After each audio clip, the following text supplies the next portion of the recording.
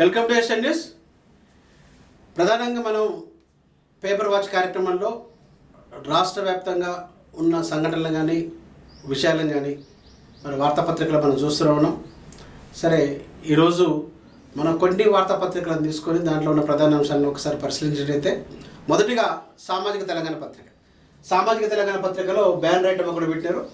అక్కడ ఉన్నది కేసీఆర్ కాదు, రేవంత్ రెడ్డి. జర్నలిస్టుల సమస్యల బాధలు ఆయనకు తెలుసు, జర్నలిస్టుల సమస్యల పరిష్కారానికి పొంగులేటి హామీపై పొదిలి వెంకట హర్షం. అంటే జర్నలిస్టులకు సరే నాటి నుండి అంటే దాదాపు ఒక 40-50 సంవత్సరాల నుంచి కూడా జర్నలిస్ట్ వృత్తులు ఉన్న వారికి ఏమాత్రం అంటే జర్నలిస్టులు అనేవాళ్ళు ఒక విధంగా చెప్పాలంటే ఊడిగం చేస్తుండ్రు. ఆయా యాజమాన్యాలకు, పత్రికలకు కానీ ఛానళ్ళకు కానీ ఊడిగం చేస్తుండ్రు. వాళ్ళ జీతాలు కానీ ఇంకో ఎలాంటి అలవెన్స్లు కానీ ఏమీ లేవు. ఆ క్రమంలో ప్రభుత్వం అంతో ఇంతో అక్రిడేషన్ సదుపాయం కల్పించి వారికి బస్సు అంటే ఉచిత బస్సు సౌకర్యం కానీ లేదా హెల్త్ కార్డు కానీ ఆ సౌకర్యాలు ఉండే వాటిని కూడా కొల్లగొట్టడానికి మరి గతంలో కేసీఆర్ ప్రభుత్వం ప్రయత్నం చేసింది. సరే, ఇప్పుడున్న కొంత రేవంత్ రెడ్డి ప్రభుత్వం కూడా ప్రయత్నం చేస్తుందని చెప్పేసి అపవాదులు పడ్డాయి. కానీ కొన్ని వర్గాల వారు దాన్ని ఆపాదించారు. సరే, దానికి నిన్న మరి పొంగులేటి శ్రీనివాసరెడ్డి సమాచార శాఖ మంత్రితోని జర్నలిస్టు నేతలు కూర్చున్న క్రమంలో వారికి సరైన హామీ అంటే జర్నలిస్టులకు అర్హులైన జర్నలిస్టులు ఎవరైతే ఉన్నారో వాళ్ళకి ఎట్టి పరిస్థితులకు అన్యాయం జరగదు. ప్రతి ఒక్కరు కూడా మీరు కోరుకున్నట్టు అక్రిడేషన్లు కానీ ఇంకా హెల్త్ కార్డుల విషయంలో కానీ ఇంకా ప్రభుత్వం ఇంకా మున్ముందు ఇవ్వబోయే ఏమన్నా సంక్షేమ కార్యక్రమాలు కానీ అన్ని కార్యక్రమాల్లో జర్నలిస్టులకు తప్పకుండా మేము కల్పిస్తాం. గతంలో కంటే కూడా గత ప్రభుత్వాల కంటే కూడా భిన్నంగా రేవంత్ రెడ్డి ప్రభుత్వం మరి మీకు జర్నలిస్టులకు మేలు కలిగడానికి ప్రయత్నం చేస్తుందని చెప్పి ఆయన ప్రకటించాడు. ఈ నేపథ్యంలో ఒకసారి ఈ పత్రికలో వచ్చిన అంశాలు చూసినట్టయితే అక్కడ ఉన్నది కేసీఆర్ కాదు రేవంత్ రెడ్డి అనే విధంగా ఎందుకు వచ్చిందంటే, రేవంత్ రెడ్డికి ఒక మాట చెప్తే ఆయన 100 సార్లు చెప్పినట్టే. ఎందుకంటే రేవంత్ రెడ్డి అనేవాడు అతను అంటే ఇది ఒక పాట కూడా ఉంది, కష్టాల్లో సుఖాల నుంచి వచ్చిన రేవంత్ రెడ్డి అని చెప్పేసి, రేవంత్ అని చెప్పి. అంటే రేవంత్ రెడ్డికి అన్నీ తెలుసు, అన్నీ అనుభవించాడు. ప్రజల కష్టాలు సుఖాలు అనుభవించి ఈరోజు ఎవరికేం కష్టం వచ్చినా కానీ ఆదుకోవడానికి ముందు ఉండు. అదే మరి కేసీఆర్ ఆయనకు దొర కూర్చొని ఆయన దగ్గరికి పోవాలంటే సామాన్యుడు కాదు కదా, మంత్రులకే అవకాశం లేదు. మనందరూ తెలుసు, గద్దరన్న దాదాపు ఒక 6 గంటలు కూర్చొని ప్రగతి ఆయన ఆఫీస్ ముందు కూర్చున్నా కానీ ఆయనకు అవకాశం కల్పించలేదు. మరి హోంమంత్రి, సాక్షాత్ హోంశాఖ మంత్రి ఉన్న మహమూద్ అలీని కూడా అపాయింట్మెంట్ లేదని చెప్పేసి ఎలాగొట్టాం. అంటే అంత దుర్మార్గమైన పరిపాలన 10 సంవత్సరాలు చూసిన మనకి ఈరోజు రేవంత్ రెడ్డి పరిపాలన చూసినట్టయితే మనకు ఆశ్చర్యం కలుగుద్ది. అసలు ముఖ్యమంత్రి అయితే ఇట్లా ఉంటాడా నిజంగా అనే విధంగా రేవంత్ రెడ్డి ఉన్నాడు. మరి అక్కడ ఉన్నది కేసీఆర్ కాదు, రేవంత్ రెడ్డి. అంటే జర్నలిస్టుల సమస్యలు తీసుకుపోగానే వెంటనే స్పందించి మరి మంత్రి, సమాచార శాఖ మంత్రి శ్రీనివాసరెడ్డి కూడా దానికి వెంటనే స్పందించి జర్నలిస్టులకు కూడా మీకు ఏదైతే మేలు జరుగుతుందో ఆ అంశాన్ని మేము ప్రధానంగా తీసుకొని తప్పకుండా మీకు న్యాయం చేస్తాం, ముఖ్యమంత్రి కూడా దానికి సుముఖంగా ఉన్నారని చెప్పడం చాలా హర్షణీయం. ఆ క్రమంలోనే మరి జర్నలిస్టులందరూ కూడా చాలా హర్షాతి రేఖలు వ్యక్తం చేశారు.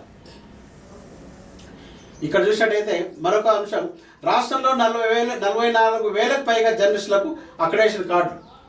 అంటే గతంలో 23,000 పైచీలకు ఉన్న అక్రిడేషన్లు ఈరోజు ఒకేసారి 44,000. అంటే 2 సంవత్సరాలనే రేవంత్ రెడ్డి ముఖ్యమంత్రి అయిన తర్వాత అంటే ప్రతి జర్నలిస్ట్కి అంటే నిజమైన జర్నలిజం వృత్తిలో ఉంటూ ఆయన ఎలక్ట్రానిక్ మీడియా కానీ ప్రింట్ మీడియా కానీ ఎవరైతే ఉండి అర్హులైన జర్నలిస్టులు ఎవరైతే ఉండరో నిజానికి ఉండరు 44,000 మంది కాదు, 60,000-70,000 మంది కూడా ఉన్నారు. జర్నలిజాన్ని నమ్ముకొని సమస్యల్ని వెలుగులో తీసుకొస్తూ చాలామంది ఉత్సాహవంతులైన యువకులు కానీ యువతులు కానీ ఉన్నారు. మరి వారందరూ కూడా ప్రభుత్వం ఈ అంటే ఎస్పెషల్ వాళ్ళ జీతాలు లేవు, ఇంకోటి ఏమి లేవు, ఓన్లీ అక్రిడేషన్ గురించి ఏమైనా వస్తుందంటే ఏం రాదు. కానీ అక్రిడేషన్ అనేది ఒక గుర్తింపు కార్డు. పైగా ఇప్పుడు ప్రభుత్వాలు కూడా ఏం చెప్తున్నాయంటే ప్రెస్ ఇచ్చే ఎవడైతే ఆయా సంస్థల యాజమాన్యాలు ఇచ్చే ఐడి కార్డులు కాదు, మీకు అక్రిడేషన్ ఉందని చెప్పి మరి ప్రశ్నిస్తున్న ఈ తరుణంలో అక్రిడేషన్ రావాలని చెప్పి ప్రతి ఒక్కరు కూడా చూస్తారు. మరి రేవంత్ రెడ్డి ప్రభుత్వం కూడా 44,000 మందికి అక్రిడేషన్ ఇస్తారు, చాలా హర్షణీయం. ఇక దాంట్లో అంశాల వారు చెప్పారు, ప్రింట్ మీడియాకి ఎంత, ఎలక్ట్రానిక్ మీడియాకి ఎంత, పెద్ద ఛానల్కి ఎంత, చిన్న ఛానల్కి ఎంత అని చెప్పేసి వాళ్ళు కూడా బేరీ చేసుకున్నారు. ఈ విధంగా చూసినట్టయితే రాష్ట్రంలో మరొక కొత్త సాంప్రదాయానికి తెరలేపుతూ నిజానికి ఒక విధంగా చెప్పాలంటే జర్నలిస్టు స్వతంత్రం వచ్చిన విధంగా ఇప్పుడు మనకు అనిపిస్తుంది. 44,000 అంటే మాటలు కాదు. ఆ క్రమంలో ముఖ్యమంత్రి కానీ అదేవిధంగా సమాచార శాఖ మంత్రి పొంగులేటి శ్రీనివాసరెడ్డి కానీ జర్నలిస్టు లోకం మొత్తం కూడా హర్షం వ్యక్తం చేస్తూ వాళ్ళకి అభినందనలు తెలియజేస్తున్నారు. మరో పత్రిక చూసినట్టే దిశ దిశపత్రికలు చూసినట్టయితే ఇక్కడ ప్రధానంగా పార్లమెంట్లో జరుగుతున్న చర్చల మీద, గొడవల మీద దిశపత్రిక చాలా మంచి వార్త రాసింది. రాహుల్పై అనర్హత వేటు వేయాలి, ఎన్నికల్లో పోటీ చేయకుండా జీవితకాల నిషేధం విధించాలి, లోక్సభలో తీర్మానం ప్రవేశపెట్టి బీజేపీ ఎంపీ, రాహుల్ సభను తప్పుదోవ పట్టిస్తున్నారు కిరణ్ రిజిజు, ఏ తీర్మానాలు చేసినా తగ్గను రాహుల్ గాంధీ. నిజానికి ఇది ఎంత దుర్మార్గం అంటే, ఒక ప్రతిపక్ష నేతకు ఏమాత్రం అవకాశం ఇవ్వకుండా మీరు చేస్తున్న తప్పులని ఎక్కడ ఎండగడతాడో, ఎక్కడ తూర్పారపడతాడో అని చెప్పేసి రాహుల్ గాంధీకి అవకాశం ఇవ్వకుండా మీరు చేస్తున్నారు. మీరు చేసే మొత్తం తప్పుడు తడకలే, ఒక్కటని కాదు, ప్రతి రంగంలో అన్ని ప్రభుత్వ రంగ సంస్థల్ని ప్రైవేటు వ్యక్తులుగా అప్పచెప్తున్నారు.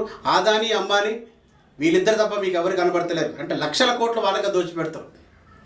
దానికి సంబంధించిన అంశాలని రాహుల్ గాంధీ లోక్సభలో ప్రవేశపెట్టి ప్రస్తావించి మిమ్మల్ని తూర్పారపడుతున్నారని చెప్పేసి ఆయన మీద దాడి చేస్తున్నారు. మరి నిజాన్ని కూడా చెప్పినాడు ఆయన, భారతదేశాన్ని, భారత మాత్రం మీరు అమ్ముతారని చెప్పి. అమ్మకపోవటం ఏంది? ఒకప్పుడు ఇందిరాగాంధీ ప్రధానమంత్రి ఉన్నప్పుడు అమెరికాకి వెళ్తే అమెరికా ప్రెసిడెంట్ ఇందిరాగాంధీ గొడుగు పట్టుకుని వచ్చిన సంఘటనలు మనం చూసినాం చాలా. ఇప్పుడు కూడా వీడియోలో వైరల్ అవుతున్నాయి. నడుచుకుంటూ వస్తుంటే ఆమె గొడుగు పట్టుకొని వచ్చి ఆమె కారు డోర్ తీసుకొని ఆమెను కారు ఎక్కించాడు. అంత పెద్ద, అప్పుడు కూడా అమెరికా నెంబర్ 1. మరి రాహుల్ గాంధీ వాళ్ళ నానమ్మ అంటే ఆమె అడుగుజాడలు నడుస్తూ ఆమె రక్తాన్ని పంచుకొని పుట్టిన రాహుల్ గాంధీకి మరి అంత ఎందుకుంటుంది అంటే, తప్పకుండా ఆ ధైర్యం, ఆ తెగింపు, ఆ తెగువ రాహుల్ గాంధీకి ఉంది. మీరు రాహుల్ గాంధీని తక్కువ చేసి మాట్లాడటం, ఏదో క్రిటిసైజ్ చేయడం కాదు. రాహుల్ గాంధీకి ఇట్లా ఒక్కసారి ఈ దేశానికి ప్రధానమంత్రి అయితే ఈ దేశ రూపురేఖలే మారుతాయి. మరి వాళ్ళ నాన్న రాజీవ్ గాంధీ ప్రధానమంత్రి అయిన తర్వాతనే ఈ దేశంలో ఐటీ విప్లవం వచ్చింది. అప్పటిదాకా ఐటీ అంటే పెద్దగా ఏం తెలవకుండా ఎవరు కూడా ఈ దేశంలో ఐటీని అంత ప్రవేశపెట్టలేదు. ఆయన తలుపులు బార్లు తెరిచి మరి ఐటీని ఆయన తీసుకొచ్చి ఇప్పటికీ ఈ దేశంలో ఐటీ ఇంత దిరిదాభివృద్ధి చెందుతుందంటే దాని ప్రధాన కారణం రాహుల్ గాంధీ. మరి మీకు ఎంతసేపున దేవుడు, గుళ్ళు, ఈ తప్ప ఇంకో పని లేదు. ఎంతసేపున భజన చేయటం, ఎలక్షన్ రాగానే రామ భజన, ఇంకో భజన చేయటం. అందరికి దేవుడే, హిందువులు అనేవాళ్ళు ప్రతి ఒక్కరు రాముడు ఉన్నాడు. కానీ మీకేముంది, ఎలక్షన్లు వస్తేనే రాముడు వస్తాడు, ఎలక్షన్లు వస్తేనే దేవుడు వస్తాడు. మరి రాహుల్ గాంధీ కూడా ఆయన కూడా బ్రాహ్మణుడే, ఆయన కూడా మీకంటే గొప్ప దేశభక్తులే, గొప్ప హిందువునే. కానీ సమస్య వచ్చినప్పుడు సమస్యకు దేవునికి ముడిపెడుతూ మీరు ఇదంతా కూడా ఒక విధంగా చెప్పాలి, ఒక రాక్షస పాలన కేంద్రంలో కొనసాగుతుంది. మరి ఆ పాలన కేంద్రంలో సాగుతున్న పాలనకి తెరదింపాలంటే మరి రాహుల్ గాంధీ లాంటి వాళ్ళకి సపోర్ట్ చేయాలి. రాహుల్ గాంధీని కట్టడి చేయడానికే ఈరోజు బీజేపీ కూడా ఆయన మీద జీవితకాలాన్ని నిషేధించారంట. మీకేమన్నా ఉన్నదా? కొంత తలకాయ ఉందా? జీవితకాలం ఎవరి మీద నిషేధిస్తారు? ఆయన ఉగ్రవాద, తీవ్రవాద? కొంచెమన్నా ఉండాలి కదా. మీకు ఏపీసీడీలు రాని కూడా ఏలుముద్ర గారు కూడా ఇప్పుడు కేంద్ర ప్రభుత్వంలో మంత్రులుగా ఉన్నారు. అలాంటి వారు రాహుల్ గాంధీ మీద విమర్శలా. ఒక్కసారి ఆయన మీద మీరు నిషేధం పెట్టి చూడండి, దేశం అల్లకల్లోలం అయిపోతుంది. ఎందుకంటే దేశంలో అన్ని రాష్ట్రాలు పాదయాత్ర ద్వారా తిరిగి అందరినీ మమేకమై అందరి సమస్యలు తెలుసుకున్న ఏకైక వ్యక్తి రాహుల్ గాంధీ. మీరు ఎక్కడున్నారు? ఆ దేవుడు గుళ్ళు చుడుతుంటే మీరు ప్రదక్షిణలు చేస్తారు. ఆయన కాశ్మీర్ నుంచి కన్యాకుమారి దాకా పాదయాత్ర చేసి అందరి సమస్యలు తెలుసుకొని ఈరోజు ఆయన ఏం లేదు, ఒక నిండు పుస్తకంలాగా ఉన్నాడు. రేపటి జరిగే సార్వత్రిక ఎన్నికల్లో డెఫినెట్ రాహుల్ గాంధీ ప్రధానమంత్రి కావడం ఖాయం. అప్పుడు కానీ మీ బండారాలు కూడా బయటపడతాయి. ఇంకొకటి, నేడే మున్సిపల్ తీర్పు. అంటే ఈరోజు మనం చూస్తూనే ఉన్నాం, ఇప్పుడు 7 గంటలకు కౌంటింగ్ స్టార్ట్ అవుద్ది. దాదాపు ఈ రాష్ట్రంలో మున్సిపల్ ఎన్నికలు జరిగిన తర్వాత ఎంతో ఉత్కంఠంగా ఎదురు చూస్తున్నారు. కానీ సామాన్యుడు ఎప్పుడో తీర్పిచ్చాడు. ఈ రాష్ట్రంలో రేవంత్ రెడ్డి ప్రభుత్వం వచ్చిన తర్వాత ప్రజలకు కానీ సమస్యలకు కానీ ఎక్కడ కూడా సమస్యలు ఎదుర్కోకుండా ప్రజలు ఉన్నారు. ఈరోజు ఏ సమస్య వచ్చినా తీర్చడానికి రేవంత్ రెడ్డి ప్రభుత్వం ఉంది. తప్పకుండా ఈ మున్సిపల్ ఎన్నికలు కూడా కాంగ్రెస్ పార్టీ విజయం సాధిస్తుందని చెప్పి సర్వేలు కూడా తెలుస్తున్నాయి. నాకు తెలిసినంత వరకు దాదాపు ఒక 100 పైచీలకు మున్సిపల్ ఫలితాల్లో కాంగ్రెస్ విజయం సాధిస్తుంది అనిపిస్తుంది. సరే, జరుగుతున్న సిచ్యువేషన్ కానీ మనం చూస్తున్న సర్వేలు కూడా అదేవిధంగా కనిపిస్తుంది. దీనికంటే ప్రధాన కారణం ఒకటే, రేవంత్ రెడ్డి ముఖ్యమంత్రి అయిన తర్వాత అంటే అందరు మంత్రులకు సమాన అవకాశాలు ఇస్తూ ఎవరికి వాళ్ళకి స్వేచ్ఛ ఇస్తున్న ముఖ్యమంత్రి మరి దేశంలో ఉన్నారు. 29 రాష్ట్రాలు ఉన్నాడు, ఎవరు లేరు. అదొక రేవంత్ రెడ్డి. మరి రేవంత్ రెడ్డి నాయకత్వంలో రాష్ట్రం కూడా శరవేగంగా పరిగెడుతుంది. ఆ క్రమంలో మరి ఇప్పుడు జరుగుతున్న ఈరోజు ఫలితాలు వెల్లడి అవుతున్న మున్సిపల్ ఎన్నికల్లో కూడా కాంగ్రెస్ పార్టీ విజయం సాధిస్తుందని చెప్పి అందరూ భావిస్తున్నారు. ఇక్కడ ఇంకో విషయం ఏంటంటే, నేనే రాజు నేనే మంత్రి, మరో 8.5 ఏళ్ళు నేనే ముఖ్యమంత్రి అంటే రేవంత్ రెడ్డి ముఖ్యమంత్రిగా ఉంటూ మరొక దఫా కూడా నేనే ముఖ్యమంత్రిగా ఉంటా అంటే ముఖ్యమంత్రిగా ఉంటా అని అంటే దానికి అర్థమైంది అంటే నేను మంచి పనులు చేస్తున్నా తప్పకుండా ప్రజలు నన్ను ఆశీర్వదిస్తారు, నేనే ముఖ్యమంత్రిని అవుతా అనే ఒక ధీమతో అన్నాడు. కానీ మరి ఏదో కేసీఆర్ కేటీఆర్ అయిన తర్వాత మా నాయన పోయిన తర్వాత నేనే అవుతా, లేకపోతే మా నాయన దించేసి నేనే అయితే అనలేదు.